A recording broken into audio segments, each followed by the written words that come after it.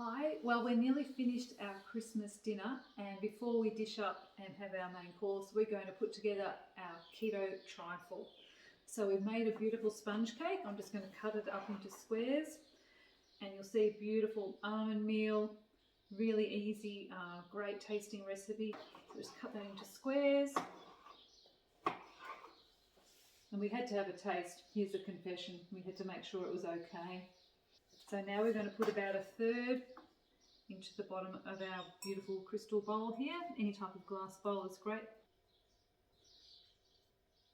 And I love it because it's not too sweet. It's the thing about a keto diet, you get used to things being less sweet and you can enjoy the actual flavours a lot more. Now here's our jelly, and this is just plain jelly with fruit in it. So some blackberries and raspberries. So we're going to pop a layer of that in there. Yum, yum. And it gives such great colour to the dish as well. With that. Custard. This is custard we've made from scratch. I cheated with this one and used the Thermomix, but you can do it stovetop as well if you like.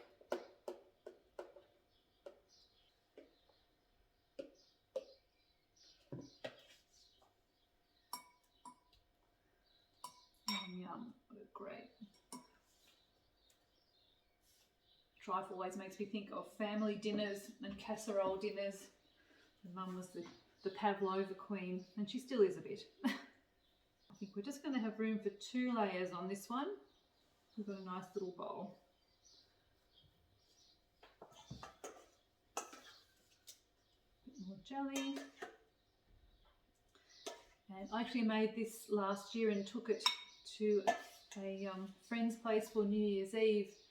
And of all the desserts, this was the one that went the first, because it wasn't too sweet. So this beautiful custard was made using fresh cream and eggs, and a bit of vanilla and a little bit of artificial sweetener. Now I don't believe there's anything as too much custard or too much cream.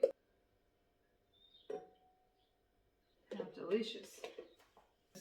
Spoons and dobs on the top. Very simple. It's a rustic Christmas, remember. This is a real Christmas menu for real people.